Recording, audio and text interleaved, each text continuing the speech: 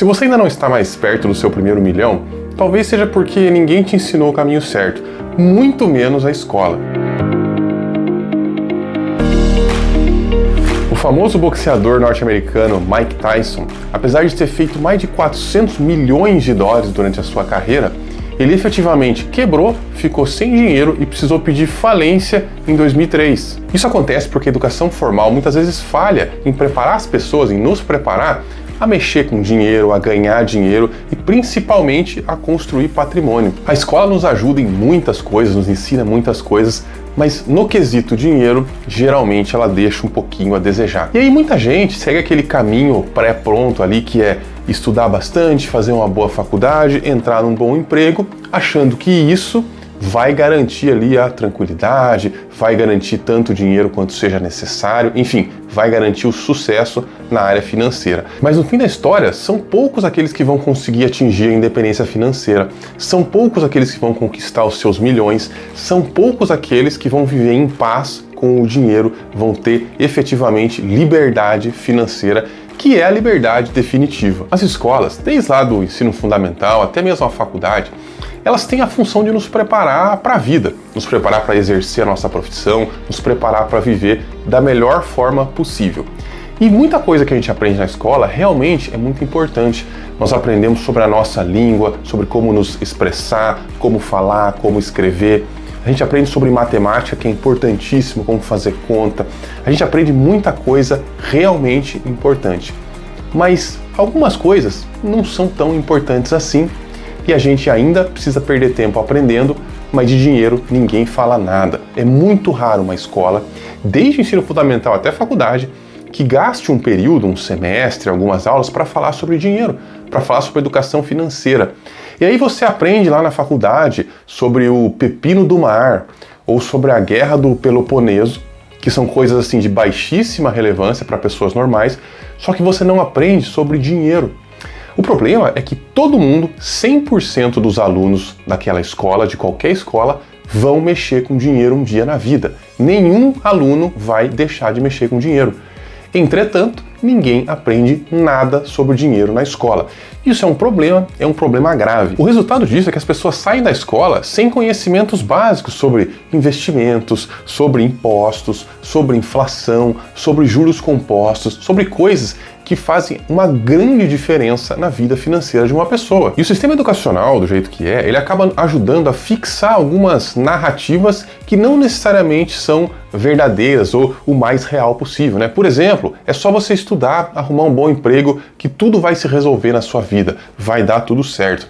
Esse é um tipo de conceito, de narrativa, que muitas vezes impede a geração de riqueza, porque você fica ali só dependendo de uma coisa, dependendo do seu trabalho, dependendo do seu emprego, e isso empurra as pessoas para a mediocridade, tira elas de qualquer chance de empreendedorismo ou de ser um investidor, de tomar conta da própria vida, e acaba sendo um dependente profissional. E isso gera algumas crenças limitantes em nós de que o salário é a única fonte, a única solução. Para eu viver melhor, eu preciso exigir melhores salários do meu patrão, né?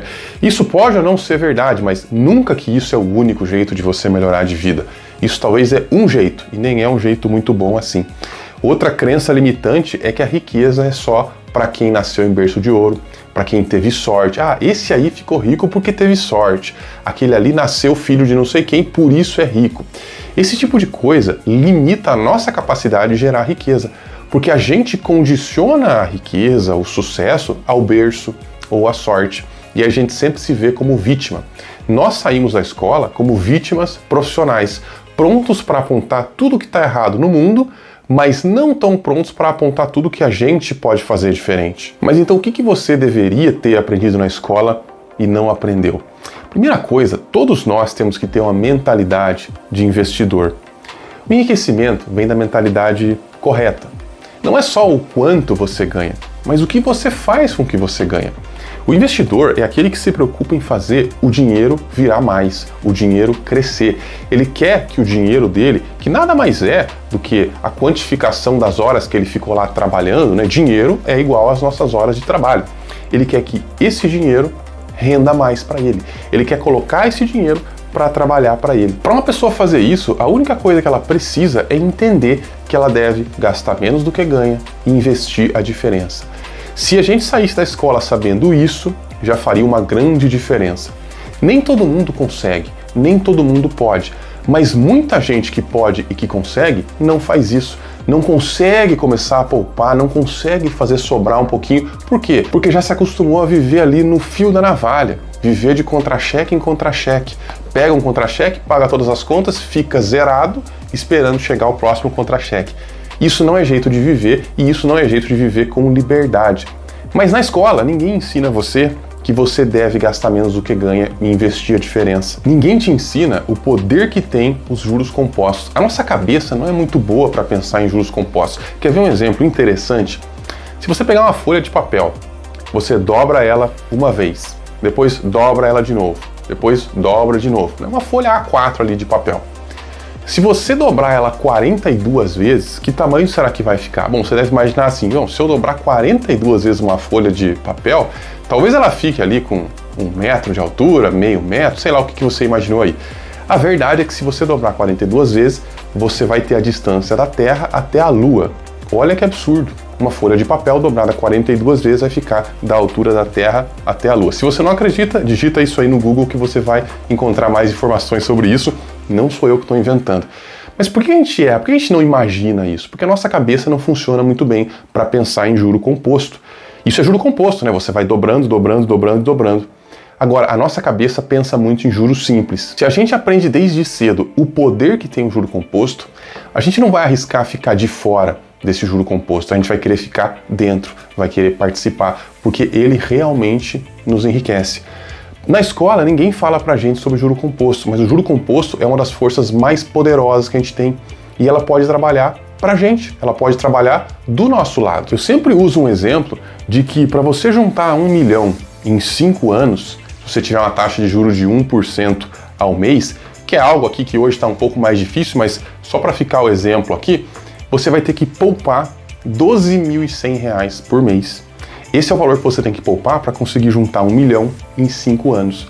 Agora, se você tem mais tempo, se você tem mais prazo, por exemplo, 30 anos, você só precisa de R$ 283 por mês, nesses 30 anos, para juntar o mesmo milhão. Claro que isso não conta a inflação, eu não estou fazendo aqui uma simulação de investimento. O que eu quero é convencer vocês que quanto antes a gente se preocupa em investir, em poupar, mais fácil fica. O cara que vai começar a poupar para aposentadoria com 55 anos ou com 60 anos vai ter que poupar muito dinheiro para conseguir aposentar com dignidade, né? Ou aposentar lá com o INSS, que aí não tem dignidade nenhuma.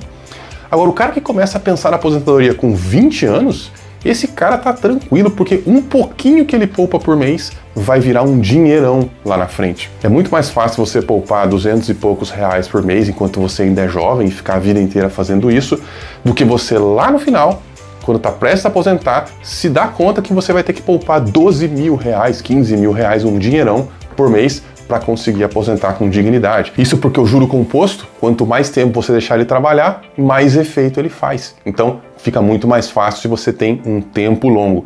Isso, infelizmente, a gente não aprende na escola. Mas a gente tem que aprender enquanto ainda tem tempo, enquanto a gente ainda trabalha, enquanto a gente ainda tem renda, porque quanto antes a gente começar, melhor.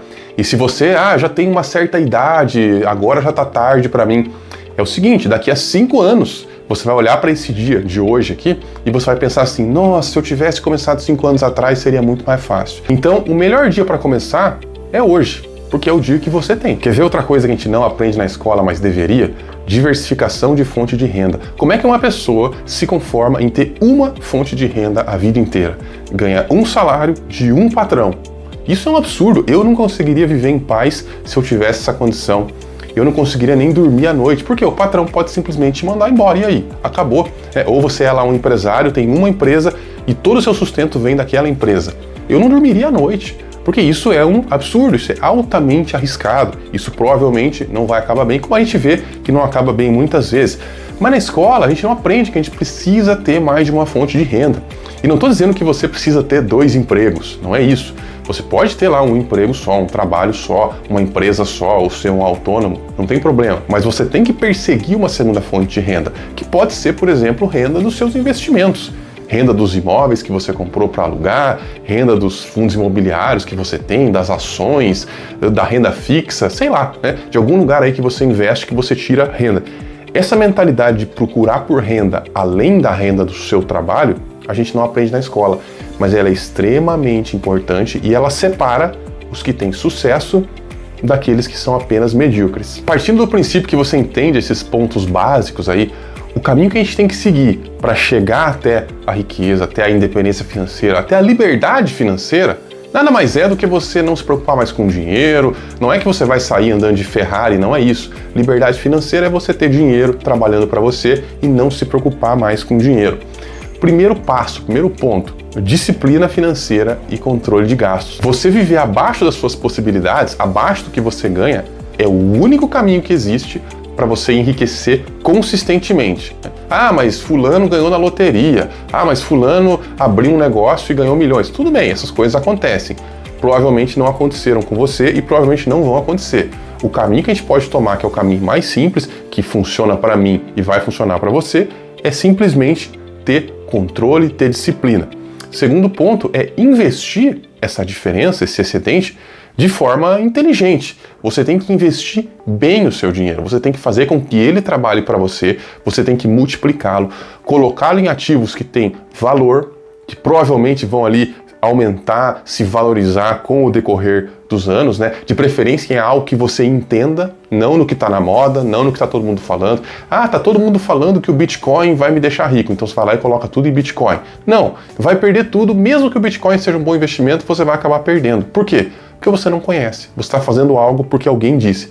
Não estou dizendo que não pode ter Bitcoin, mas vai estudar primeiro, vai conhecer. Mas pode ser lá, eu gosto de imóveis. Então vai lá, aprende sobre imóveis, né? Investe em imóveis. Muita gente consegue se aposentar com imóveis, com ações, com investimentos no mercado financeiro, que são o tema aqui desse canal. Se você gosta desse tipo de tema, aliás, né, se inscreve aqui, porque eu sempre trago um conteúdo em relação a isso. Mas o segredo é ter constância. Não se preocupe em fazer um grande investimento, dar uma grande tacada. Seja constante, faz todo mês. Ah, como é que eu vou investir em imóveis todo mês? Você vai abrir uma conta, vai começar a depositar o dinheiro ali, até que um dia, né, daqui a alguns anos, você vai ter dinheiro para comprar um imóvel. Dependendo do quanto que você guarda ali, vai ser poucos anos, muitos anos, né, porque imóvel é uma coisa cara. Mas isso casa bem com o terceiro ponto do caminho em direção ao enriquecimento, que é ter um plano. Então a gente falou de ter disciplina financeira, controle de gastos, né?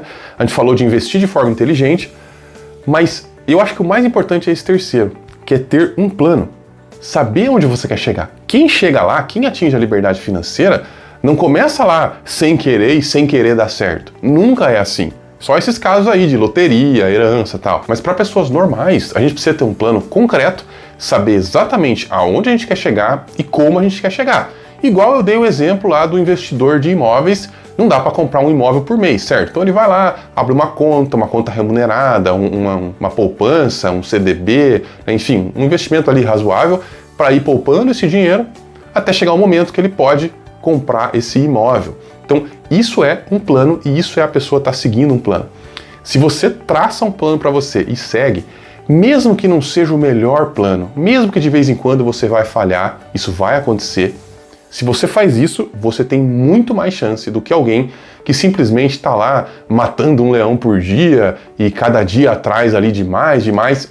Essa mentalidade não funciona. A mentalidade que enriquece é aquela na qual você tem um plano e segue esse plano. Traçar essas metas realistas vai te aproximar do seu objetivo e é algo que a gente deveria aprender na escola. Quem tem sucesso tem planejamento. Ninguém chega lá no sucesso por acaso. Ah, caí aqui de paraquedas. A gente planeja, a gente segue o nosso plano, segue quando é fácil, segue quando é difícil, segue quando o governo é de direita, quando o governo é de esquerda, quando o meu amigo tá bem, quando o meu amigo tá mal, quando eu tô casado, quando eu tô solteiro. A gente segue o plano sempre, independente do que está acontecendo ao nosso redor. E o que eu quero deixar para você é que o que a escola não te ensinou sobre finanças, sobre dinheiro, sobre enriquecimento, você pode aprender agora. Aliás, você deve aprender. Ninguém cuida do seu dinheiro, do seu patrimônio, dos seus bens tão bem quanto você. E eu te encorajo a fazer isso. Vá aprender, vai atrás. Esse canal aqui pode ser uma fonte de conhecimento para você. Se você gosta do jeito que eu passo as informações aqui, talvez você deva se inscrever e assistir mais vídeos aqui. mas vá atrás. Você é a única pessoa que pode realmente mudar a sua história financeira. E se você gostou desse vídeo, deixa aí o seu joinha, se inscreve aqui no canal caso não seja inscrito, mas principalmente, manda esse vídeo para um amigo que precisa aprender aquilo que a escola não ensinou sobre dinheiro. A gente se vê semana que vem. Até lá!